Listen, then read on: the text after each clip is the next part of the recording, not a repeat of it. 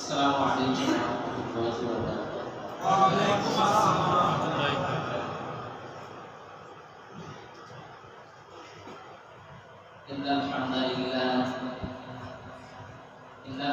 لله رب العالمين والعاقبة للمتقين والصلاة والسلام على سيد أشرف الأنبياء والمرسلين وعلى آله وصحبه أجمعين.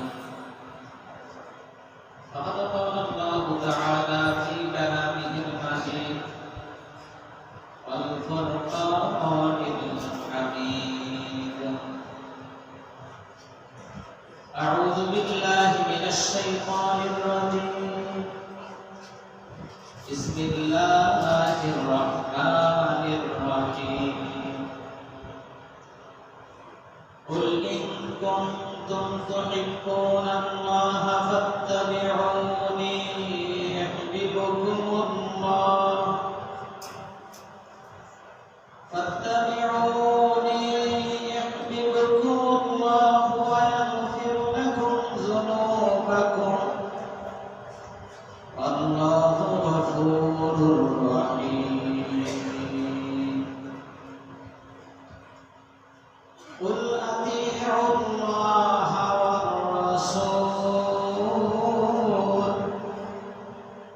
فإن تولوا فإن الله لا يحب الكافرين.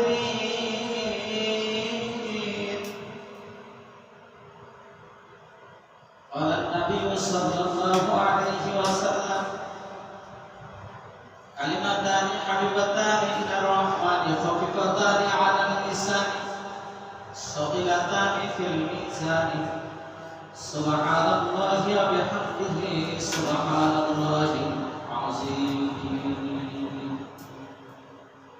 صدق الله العظيم. معزز محترم মসজিদে প্রিয় মুসলিম, মহান আল্লাহ তাআলা দরবারে শুকরিয়া আদায় করছি যে মনিব পবিত্র রবিউল আউয়াল মাসে 16 তারিখ তারপর মসজিদে এসে জুমা নামাজ আদায়ের জন্য বসার তৌফিক এনায়েত করলেন। সে আল্লাহকে শুকরিয়া সবাই বলছি আলহামদুলিল্লাহ। একটু জবান খুলে বলি ভাই আলহামদুলিল্লাহ। লাখ কোটি দরুদ সালাম বর্ষিত হোক অধরা মানুষের কদর নিশাতিনি দিয়েছেন সাইয়্যিদুল মুরসালিন আশরাফুল আম্বিয়া রাহমাতুল লিল আলামিন, যে রাসূল সাল্লাল্লাহু আলাইহি ওয়াসাল্লামের আমরা প্রিয় উম্মত হতে পেরেছি। সেই রাসূলের প্রতি অন্তরস্থল থেকে দরুদ সালাম পেশ করছি, পাঠ করছি, সকলে বলছি সাল্লাল্লাহু আলাইহি ওয়াসাল্লাম। পিছনে কিছু ভাইকে দেখতে পাচ্ছি, আপনারা মাঝখানে অনেকটা গ্যাপ রেখে বসে আছেন।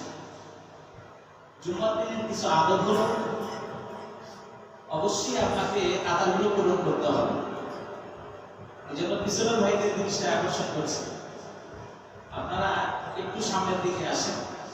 অন্য ভাই যারা আসবে তাদেরকে সুযোগ করে দেবেন ইনশাআল্লাহ। যেহেতু আমরা রবিউল আউয়াল মাসে সিরাতের মাসে আল্লাহর মসজিদে এসেছি, বিশ্বনবীর আগমনের এবং প্রত্যাগমনের মাস। রাসূলের নাম শুনলে একবার সাল্লাল্লাহু আলাইহি ওয়াসাল্লাম বলা ওয়াজিব, পরের বারগুলোতে যখন আপনি বলবেন এগুলো হলো সুন্নাত। এই জন্য যখনই আমরা রাসূলের নাম শুনবো তখনই কি বলবো ভাই? সাল্লাল্লাহু আলাইহি ওয়াসাল্লাম। যেহেতু আমি আপনাদের সামনে নতুন মুখ, দীর্ঘ সময় মসজিদে আপনারা নামাজ পড়েছেন, আপনাদেরকে আমি নতুন পেয়েছি, আমাকে আপনারা নতুন পেয়েছেন, নাকি বলেন?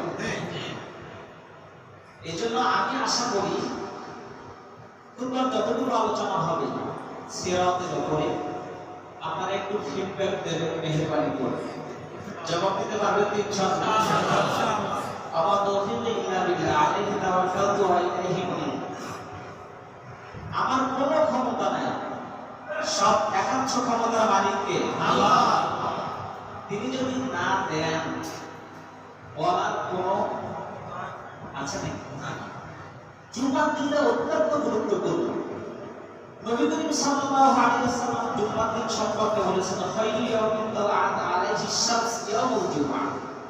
যে সমস্ত দিনে সূর্য উদয় হয়, এই দিনগুলোর মধ্যে অত্যন্ত গুরুত্বপূর্ণ দিন হচ্ছে ইয়াউমুল জুমআহ, জুমার দিন। জুমার দিন সম্পর্কে যদি কোনো বান্দা জানতো, হামাগুড়ি দিয়ে হলেও আল্লাহর ঘর মসজিদে এসে আগে হাজিরা দেওয়ার চেষ্টা করত। আলহামদুলিল্লাহ, সেই জুমাতে আমাদেরকে আল্লাহ তাআলা সকাল সকাল ঘুমবার তৌফিক দিলেন। চাকরিখানি কথা নাই ভাই, ছোটখাটো বিষয় কি কথা নাই। এরপর তো সিরাতের মাস, আল্লাহ রাসূলের জীবনী জানা কি?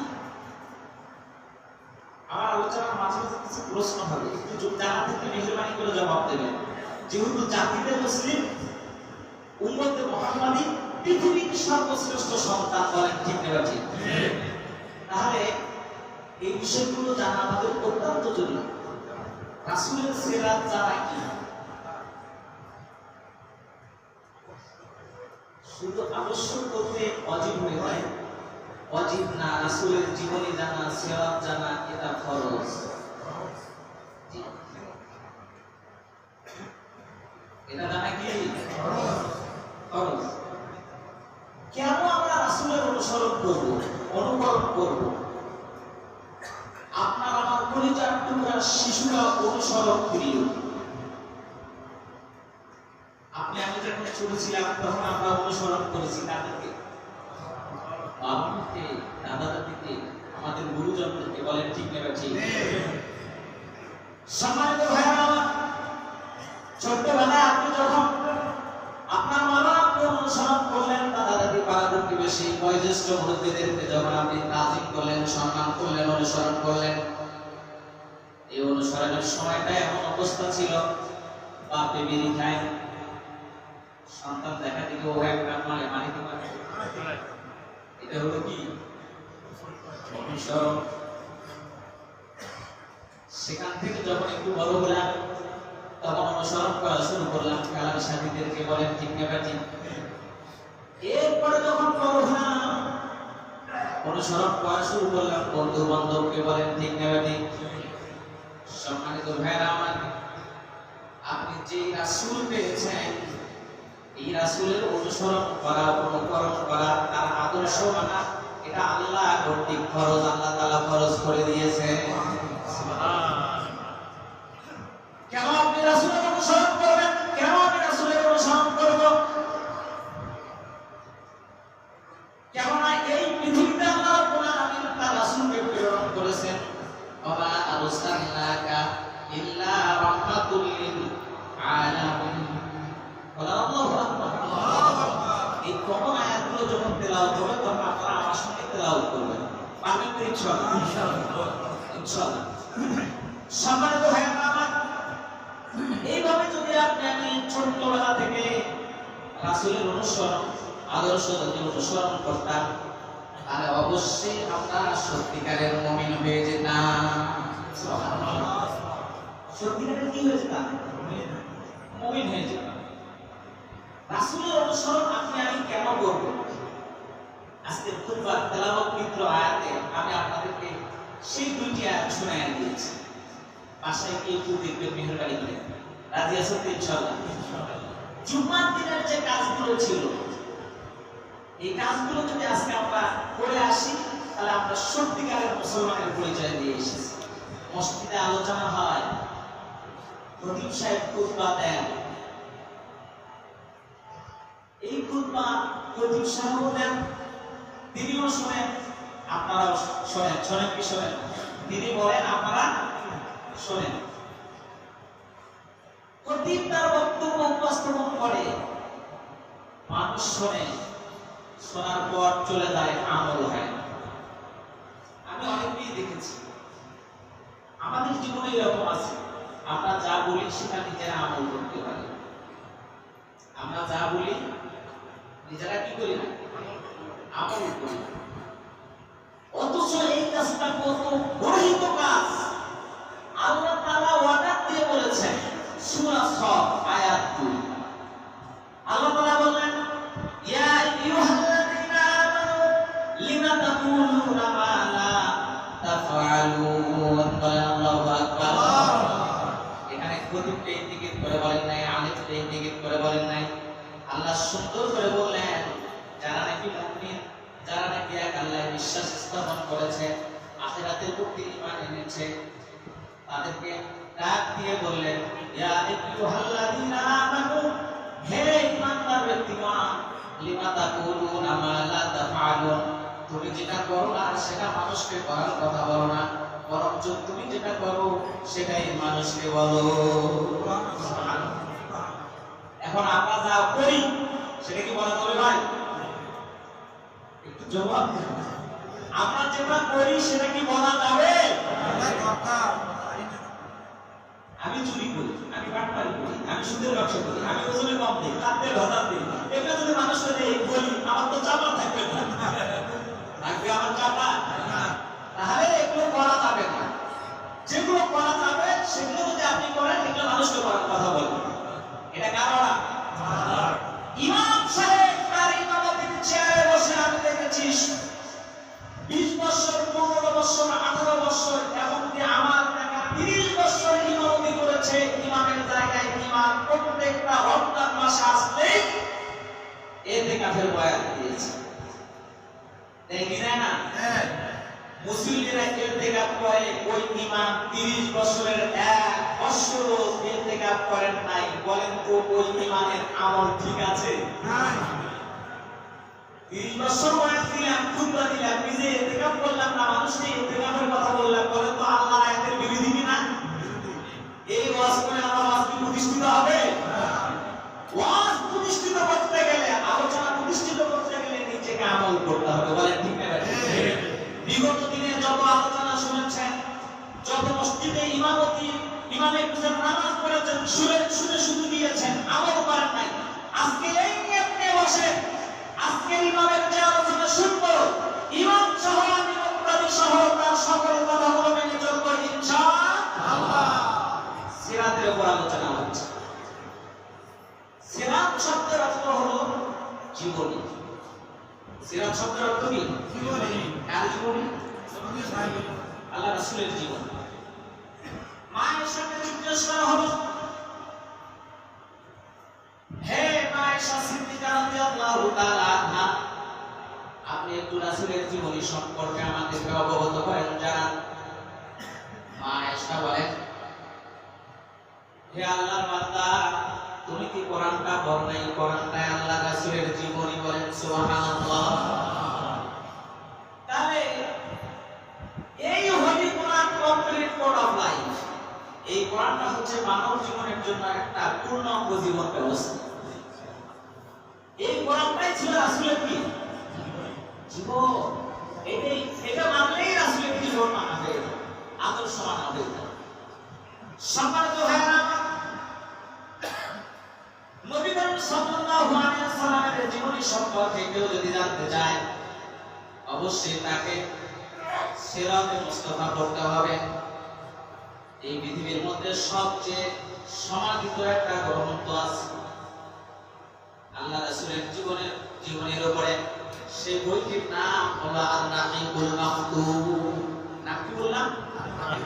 আর-রাহিকুল মাকতুম। এই বইটি পড়লে রাসূল সাল্লাল্লাহু আলাইহি ওয়াসাল্লামের জীবনী সম্পর্কে ধারণা পাওয়া যায়। আর ব্যাপক বই আমাদেরকে পড়তে হবে। কেন আমরা সিরাত জানব? সিরাতটা এই কারণেই জানতে হবে, আল্লাহ রাসূল যে বৎসরটাতে জন্মগ্রহণ করলেন, আমরা জানি 570 কিংবা 71 খ্রিস্টাব্দে বিশ্বনবী দুনিয়ায় এসেছে। বলে ঠিক না? কিন্তু সেই বছরটা ছিল কিসের বছর? আমাদের অনেকেরই জানা নাই। সেটা হলো আমুল ফিল। সেই বছরটার নাম হলো আমুল ফিল, হজরি বছর। হজরি বছরটা কি? যেটা আল্লাহ রাসূল নবুয়ত পাওয়ার পর আল্লাহ সূরা ফিল দ্বারা জানিয়ে দিয়েছেন, বলেন সুবহানাল্লাহ। দেখেন আল্লাহ রাসূল জন্মের আগে ঘটনা ঘটলো, আর আল্লাহ নবুয়ত দিয়ে তারপরে 40 বছর পরে তারা জানিয়ে দিলেন যে তোমার যখন জন্ম হয়েছে তখন ছিল হস্তি বছর, তখন বাদশা আব্রাহা নামক একজন জালেম খানায় কাবা ধ্বংস করার জন্য এসেছিল। এই ইতিহাস আপনাদের জানা আছে না? এখন এই ইতিহাসের বিস্তারিত জানতে গেলে সূরা ফিলটা সুন্দর করে পড়তে হবে। আপনারা আমার সঙ্গে একটু তেলাওয়াত করেন, আউযু বিল্লাহি মিনাশ শাইতানির রাজীম, বিসমিল্লাহির রাহমানির রাহিম।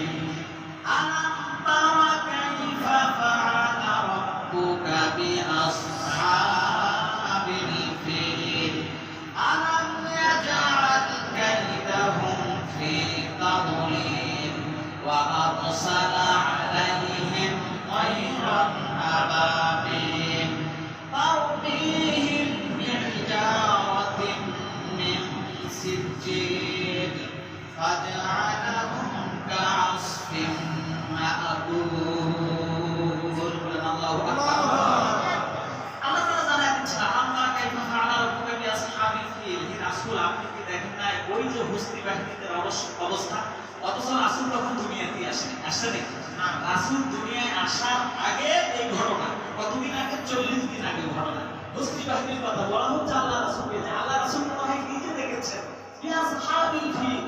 আপনি কি ওই হাতিওয়ালা বাহিনীদের খবর কি আপনি জানেন না? তাদের অবস্থা কি আপনি দেখেন নাই?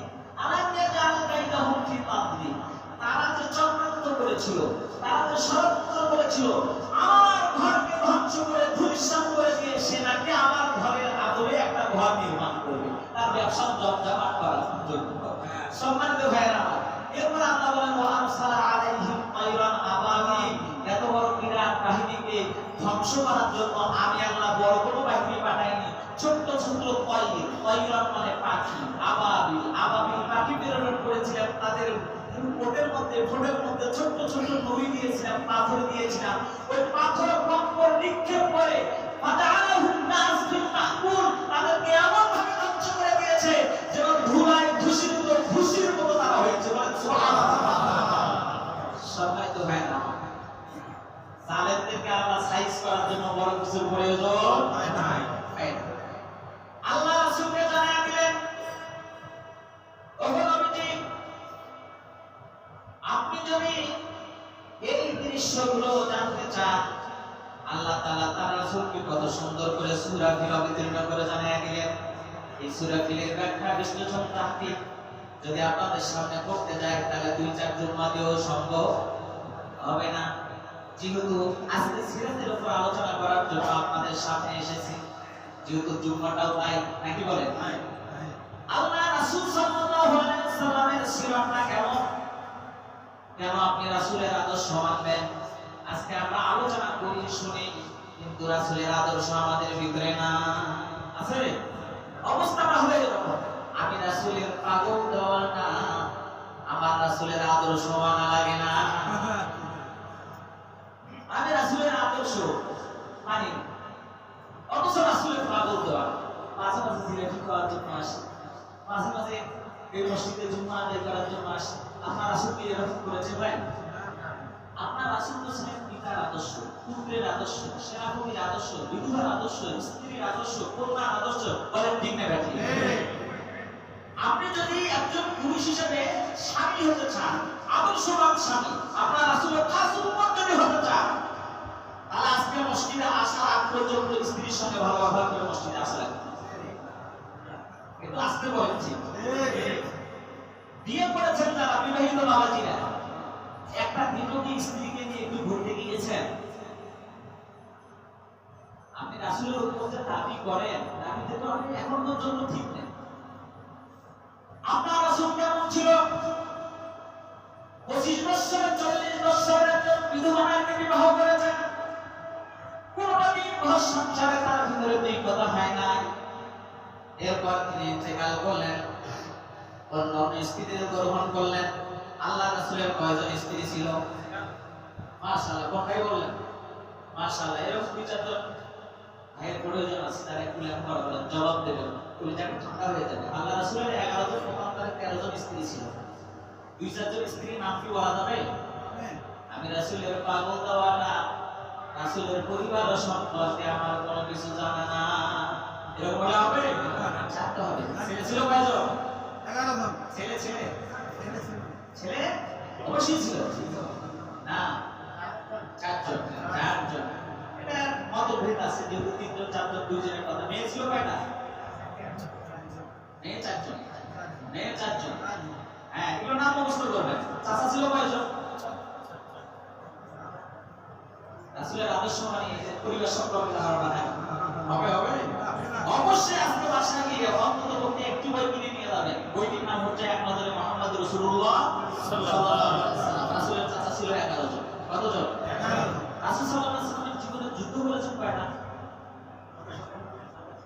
নিজে সেনাপতি হয়ে যুদ্ধ করেছেন 27টা। বলেন মারহাবা। আপনি উম্মত হিসেবে আপনার যুদ্ধ করা দরকার নাই। আছে যুদ্ধ করা দরকার? আরে মানুষ সৈনিকের দায়িত্বটা পালন করতে হবে, তোমাদের ঠিক না রে? সম্মানিত ভাইরা আমার, এই যে রাসূলের জীবনী সম্পর্কে ধারণা নাই, যার কারণে অনেক সময় মোস পাকায়, সার হোস্টেলে সার ঢুকায়, আর বলবি দৌড় মসজিদ পর্যন্ত। বলি কি বলি না? এমনটা করা যাবে না। ইসলাম সম্পর্কে জানতে গেলে রাসূলের জীবনী জানা একেবারে ফরজ, একেবারেই ফরজ। এইটা অজানা কোন মুসলমান থাকতে পারে না। যে কথা আমি বলতেছিলাম, আপনি রাসূলের আদর্শ মানবেন, পরিবার করে নিয়ে আসবেন, স্ত্রীকে বাসায় নিয়ে আসবেন। আপনার রাসূল তো ওই ব্যক্তি ছিল, স্ত্রীদের সাথে নিয়ে একটু হাঁটাহাঁটি করতো, ময়দানে যেত। ওই ইতিহাস কি আপনাদের জানা নাই? মা আয়েশাকে বললেন, আয়েশা রে চলো একটু দোসরা রাত বাহিরে যাই।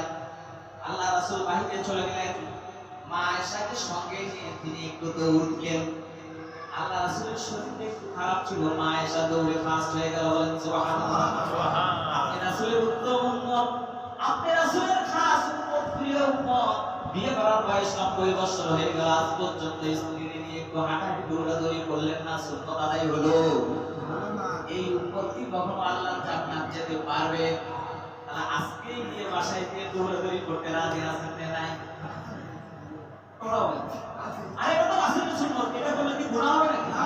এটা তো উত্তম কাজ, এটা শ্রেষ্ঠ কাজ। রাসূল যেখানে দৌড়াদৌড়ি করছে, আপনি দৌড়াদৌড়ি করবেন, স্ত্রীকে নিয়ে বের হবেন, দৌড়াদৌড়ি করবেন, সুন্নাত আদায় হয়ে যাবে। আল্লাহ রাসূল সেদিন হারলেন, জিতলেন, হেরে গেলেন। ঠিক কয়েকদিন পর আবার আয়েশারে বললেন, আয়েশা রে চলো আজকে একটু হাঁটতে যাই।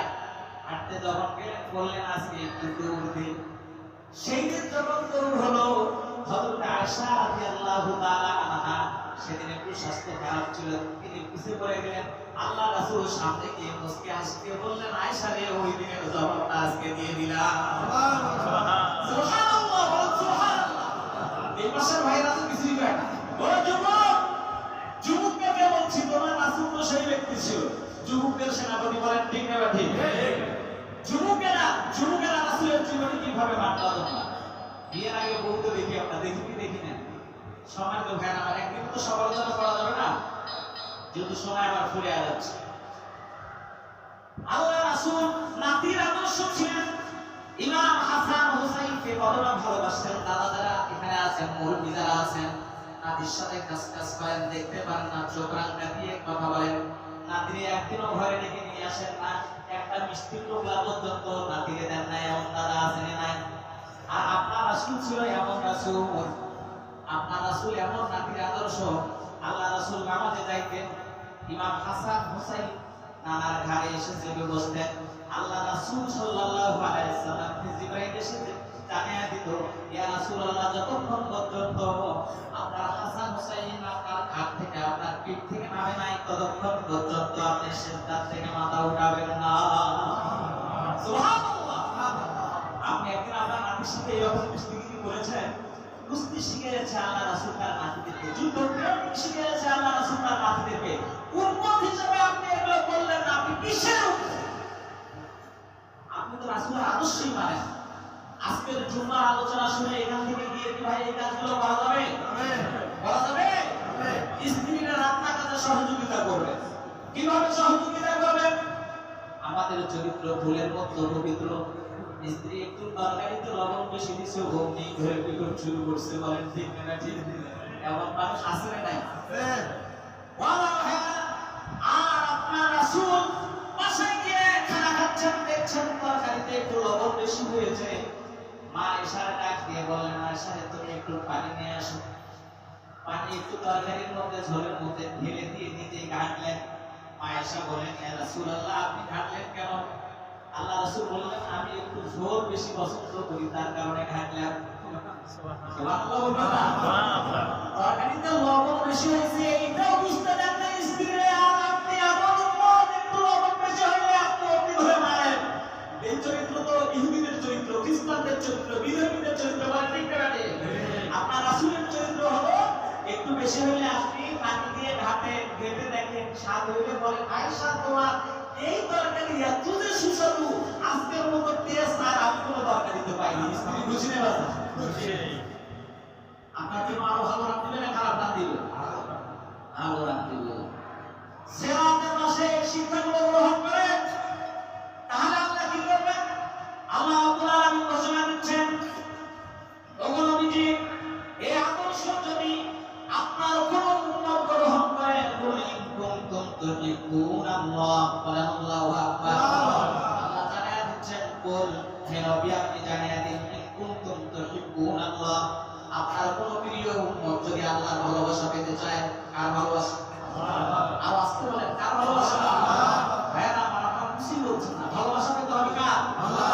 আল্লাহ কি তার উম্মতকে, তার রাসূলের উম্মতকে, তার বান্দাকে ভালোবাসে? অবশ্যই ভালোবাসে। আল্লাহ আমাদের সকলকে ভালোবাসেন। চামার কুমার মুসলিমাতুল খাতো বেটে লম্বা যে কোনো শ্রেণীর মানুষই হোক না কেন, আল্লাহ তাকে দুনিয়ায় প্রেরণ করছেন আমাদেরকে অফুরন্ত নিয়ামত দিয়ে, ভালোবাসা দিয়ে আমাদেরকে আল্লাহ তাআলা আগলে রেখেছেন। বলেন আল্লাহু আকবার।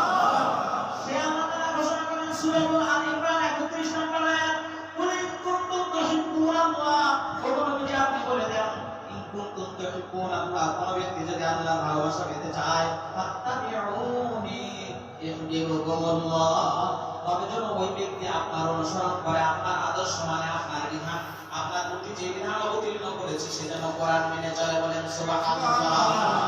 তাহলে কি করবেন আল্লাহ? ইউহিব্বুকুমুল্লাহ, আল্লাহ আমাদেরকে আরো বেশি করে ভালোবাসবেন। সুবহানাল্লাহ। আর কি করবেন? ওয়াগফিরু লাকুম যুনুবাকুম, যে ব্যক্তি রাসূলের আদর্শ অনুসরণ করবে, যে ব্যক্তি কোরআন মেনে চলবে, কোরআন অনুযায়ী দিন পালন করবে, আল্লাহ তাআলা বলেন ওয়াগফিরু লাকুম, ওগো নবীজি এমন আপনার উম্মতকে আপনি ঘোষণা দিয়ে দেন, ওয়াগফিরু লাকুম, আমি আল্লাহ রাব্বুল আলামিন তার জিন্দেগীর সব গুনাহগুলো মাফ করে দিলাম। ওয়াগফিরু লাকুম যুনুবাকুম, ওই বান্দা যত অপরাধ করেছে, গুনাহ করেছে, পাপ করেছে, ওগো নবীজি আপনাকে ভালোবাসার কারণে, আপনার অনুসরণ করার কারণে, কোরআন মানার কারণে আমি আল্লাহ রাব্বুল আলামিন তার সব জুলুমগুলো, সব পাপগুলো মাফ করে দিলাম। তাহলে ভাই আল্লাহ রাসূলের আদর্শ মানতে গেলে ওজনে কম দেওয়া যাবে না, খাদ্যের ওজন দেওয়া যাবে না, মিথ্যা কথা বলা যাবে না, চুগলখড়ি করা যাবে না, পরনিন্দা করা যাবে না, স্ত্রীকে মারপিট করা যাবে না, সন্তানের সাথে খারাপ আচরণ করা যাবে না, পাশের আত্মীয় স্বজন প্রতিবেশী আছে, ছাত্রী রহমান আছে, আপনি আপনার বাড়িতে ইলিশ মাছ কিনে মজাদার খাওয়া দাওয়া করতেছেন, এগুলো করা যাবে না। আল্লাহ রাসূল তো বিধবাদের প্রতিবেশীর হক আদায় করেছেন, কি করেন? কঠিন রাত্রিতে তিনি যাইতেন প্রতিবেশীর বাড়িতে, যদি কোনো শব্দ না পাইতেন, কান্নার আওয়াজ করে নিজে তার বাসায় খানা দিয়ে আসতেন। আপনি আমি রাসূলের উম্মত, আখির জামানার পয়গম্বরের খাস উম্মত, আপনি কয়দিন এরকম প্রতিবেশীর অনাহারের বাড়িতে খাদ্য প্রেরণ করেছেন? কোন নজির আছে? তাহলে কিসের উপর দিলাম? সম্মানিত ভাইরা আমার, এই কাজগুলো যখন আমরা বাস্তব দিক থেকে করব, বাস্তব কাজ করেছেন সাহাবাত মায়ে, যার কারণে আল্লাহ রাব্বুল আলামিন দুনিয়াতে তাদের জান্নাতের সার্টিফিকেট দিয়েছেন। বলেন ঠিক না ঠিক? বাস্তব কাজ করেছেন তাবিঈন, তাবিঈন, আল্লাহ রাব্বুল আলামিন তাদের জন্য ঘোষণা দিয়েছেন খায়রুল কুরুনি করনি, আমার পরে সাহাবীদের যুগ, তাদের যুগটা হচ্ছে সর্বশ্রেষ্ঠ যুগ, স্বর্ণের যুগ। বলেন সুবহানাল্লাহ। আজ যদি মুসলমান এই কথাগুলো মসজিদে বসে আপনারা যেমন কিনলেন, যেমন শুনলেন, এরপর যদি বাস্তব আমল করেন সেই সময় সমাজ এখনো ফিরে আসবে, বলেন ঠিক না বেটি? তাহলে আজকের আলোচনা এখানে পর্যন্ত সীমাবদ্ধ রাখবেন না, বাসায় নিয়ে যাবেন? বাসায় নিয়ে যাবেন রে ভাই। আমার বাসা বেশি দূরে নাই, আমি বীরগঞ্জের ইসল। কোথাকার চল? বীরগঞ্জে আমার বাসা, আমি বগুড়ায় থাকি। আপনার ভাগ্যে মাদ্রাসায় লেকচার হিসেবে আছে। আল্লাহ যদি নিয়ে আসে আবার কখনো তখন কথা হবে ইনশাআল্লাহ। এই জন্য অনেক সময় নিজের ভাষাগত দিক থেকে আপনাদেরকে কিছু কথা বললেন, মন খারাপ করলেন না তো? এখন খারাপ করবেন? আল্লাহ রাব্বুল আলামিন আরো বলেছেন সুন্দর করে, ওয়ায়াগফিরুলাকুম যুনুবাকুম। ও বান্দা, শুধু তোমাদেরকে আমি ক্ষমাই করে দেব না, আমি তোমাদের পাপগুলো মাফ করে দেব না। আল্লাহু গফুরুর রহিম, আমি আল্লাহ রাব্বুল আলামিন তোমাদের জন্য গফুর এবং রহিম হয়ে যাব। সুবহানাল্লাহ। তোমাদের জন্য গফুর, দয়াশীল হব, রহিম একেবারে ক্ষমাকারী হব, দয়াশীল হব। তোমাদের জন্য আসমান এবং জমিনের সব দরজাগুলো খুলে দেব, বলেন আল্লাহু আকবার।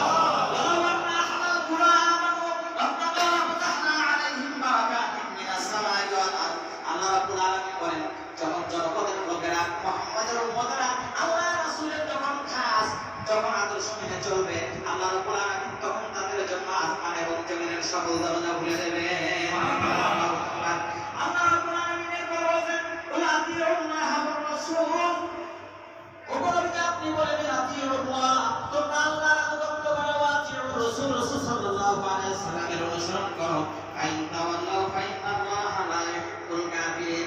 আর যে ব্যক্তি আল্লাহ রাসূলের আদর্শ মানবে না, ইতাআত করবে না, আনুগত্য করবে না, আল্লাহ রাসূলের প্রতি অকৃতজ্ঞ হবে, আল্লাহ রাসূলের বিধিবিধান মানবে না, ফাইন তাওয়াল্লাহু ফাইন্নাল্লাহা লা ইউহিব্বুল কাফিরিন, সে ব্যক্তি কুফরির মধ্যে নিজেকে নিয়োজিত করবে, কুফরি মতবাদের ভিতরে অন্তর্ভুক্ত হয়ে যাবে। আর এমন অন্তর্ভুক্ত ব্যক্তিকে, এমন কুফরি করনেওয়ালা ব্যক্তিকে আল্লাহ রাব্বুল আলামিন ভালোবাসেন না। আল্লাহু লা ইউহিব্বুল কাফিরিন, আল্লাহ ভালোবাসেন না কাফেরদেরকে। যারা, যাদের কাফের, কাদেরকে বলা হয় বাইনাল আবদি ওয়া বাইনাল কুফরি মান তারাকা সালাত। রাসূলের অন্যতম সুন্নাহ হচ্ছে সালাত প্রতিষ্ঠিত করা, সালাত কায়েম করা। এখন আপনি মাঝে মাঝে সপ্তাহে 7 দিনে একদিন হাজিরা দেওয়ার জন্য আসেন, বাকি 35 সপ্তাহ 34 সপ্তাহ আপনার সাক্ষাৎ নাই, আপনি কি রাসূলের খাস উম্মত ভাই? না। এই জন্য আপনাকে আমাকে ইসলাম মানতে গেলে যে কাজটি করতে হবে, আমার খুতবার শেষ আলোচনা সূরাতুল আল ইমরান আয়াত নাম্বার 85, ভাষায় গিয়ে দেখুন। ওয়া মান ইয়াবতাগি গায়রাল ইসলামি দীনান ফালান ইউকবালা মিনহু ওয়া হুয়া ফিল আখিরাতি মিনাল খাসিরিন। বলেন আল্লাহু আকবার। যে ব্যক্তি আল্লাহর দেওয়া বিধান বাদ দিয়ে অন্য কোন মত, অন্য কোন পথ, অন্য কোন রাস্তা, অন্য কোন তরিকা অবলম্বন করলো, ফালান ইয়াবতাগি গায়রাল ইসলাম দীনান ফালান ইউকবালা মিনহু, তার থেকে এই ধরনের কোন দিন, এই ধরনের কোন রাস্তা, এই ধরনের কোন পথ, এই ধরনের কোন তরিকা আল্লাহর দরবারে গ্রহণ করা হবে না। ওয়া হুয়া ফিল আখিরাতি মিনাল খাসিরিন। এই ব্যক্তি যত বড়ই সম্পদশালী হোক না কেন, অর্থশালী হোক না কেন, কিয়ামতের ময়দানে সে ব্যক্তি ক্ষতিগ্রস্তদের কাতারে দাঁড়াবে, দাঁড়াবে, দাঁড়াবে, দাঁড়াবে। আল্লাহ, এই জন্য আল্লাহর মেসেজ হচ্ছে, ইয়া আইয়ুহাল্লাযীনা আমানু দুখুলু ফিস-সিলমি কাফা ওয়া লা তাত্তাবিউ খুতুওয়াতিশ শাইতান ইন্নাশ শাইতানা লাকুম আদুউউম মুবিন। হে ইমানদার ব্যক্তিরা, তোমরা যারা আল্লাহ বিশ্বাস করেছো, কোরআনে যারা বিশ্বাস করেছো, রাসূলে যারা বিশ্বাস করেছো, তোমাদের দায়িত্ব হলো তোমরা ইসলামে পরিপূর্ণভাবে প্রবেশ করো। আল্লাহু আকবার। এই জন্য ভাই, আমরা কি ইসলামে পরিপূর্ণভাবে প্রবেশ করব না অর্ধেক? আমরা কি অর্ধেক আছি না পরিপূর্ণ আছি? অর্ধেকও নাই, বলেন ঠিক না ঠিক? এই জন্য আজকের দুবার যতটুকু আলোচনা হলো, আমার আলোচনার শেষ মেসেজটা হলো, একজন রাজা তিনি ঘোষণা দিয়েছেন, আমি তোমাদের জন্য এই বিশাল সম্পদ গড়ে তুলেছি তোমাদের সহযোগিতা, তাই আসো এই রাজ্যটাকে সুন্দর করবার জন্য আমার কাছে যা যা আছে, তোমাদের যার যে প্রয়োজন সেটা ইচ্ছা মতো তোমরা আজকে আমার এই দরবার থেকে, বাইতুল মাল থেকে নিয়ে যেতে পারো। এই মেসেজটা জনগণ এই মেসেজ শুনে একেবারে হুমকি খাওয়া পড়ে গেল। মানে যার যা প্রয়োজন, যার 1 কেজির প্রয়োজন সে 5 কেজি স্বর্ণ নিয়ে গেছে, যার 2টা মালার প্রয়োজন সে 4টে মালা নিয়ে গেছে, যার 10টা মালার প্রয়োজন সে 17টা মালা নিয়ে গেছে। জনগণ ফ্রি পাইলে, আরে ভাই পিছনের ভাইরা বলেন না, জনগণ ফ্রি পাইলে চা খায় না। কিন্তু এমন তো অবস্থায় একজন মহিষী নারী তিনি তার রাজার পাশে দাঁড়িয়ে আছেন, কিছুই বলছেন, সবাই সবকিছু নিয়ে চলে গেল, মহিলা যায় না। ওই নারীরা জিজ্ঞেস করলেন রাজা মহাশয় যে সবাই তো সবকিছু নিয়ে গেল, তুমি তো নিয়ে যাচ্ছ না কিছু। তা বললো রাজা মহাশয় সবার যার যার প্রয়োজন সেই প্রয়োজনটা নিয়ে গিয়েছে, আপনিও ঘোষণা দিয়েছেন আজকে যার যেটা ইচ্ছা সে সেটাই নিতে চায়। আসলে আমার তো কোনো কিছু নেওয়ার চাওয়া পাওয়া নাই, আমার চাওয়া পাওয়া হলো আপনার। আসতে হলো ভাই, আজকের খুতবা আলোচনা শুনে আপনারা কি রাসূলের আদর্শ নিয়ে যেতে পারবেন? যদি স্ত্রীর আদর্শ নিয়ে যান, পিতার আদর্শ নিয়ে যান, আমার দাবি থাকবে সবশেষে আল্লাহ রাসূলের সর্বশ্রেষ্ঠ আদর্শ হচ্ছে এই কোরআন। বলেন ঠিক না ঠিক? ওই মহিলার মতো যদি আজকে আমরা আল্লাহর এই কালামকে নিজের কলমের সঙ্গে অন্তরের সঙ্গে বেঁধে নিয়ে বাসায় যেতে পারি, সত্যিকারে মুহাম্মদুর রাসূলুল্লাহ সাল্লাল্লাহু আলাইহি ওয়াসাল্লামের এক নম্বরের উম্মত হয়ে আমরা জান্নাতি হতে পারবো কিনা ভাই বলেন? আল্লাহ রাব্বুল আলামিন সেই তৌফিক দান করুন। আলহামদুলিল্লাহি রাব্বিল আলামিন। আসসালামু আলাইকুম ওয়া রাহমাতুল্লাহি ওয়া বারাকাতুহু। জি যারা ছোট